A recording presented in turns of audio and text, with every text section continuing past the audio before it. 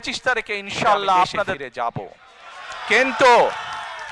কিন্তু এখানে উপস্থিত, এই ঘরে উপস্থিত প্রত্যেকটি মানুষের কাছে আমার অনুরোধ, দয়া করে কেউ আপনারা এয়ারপোর্টে সেদিন যাবেন না।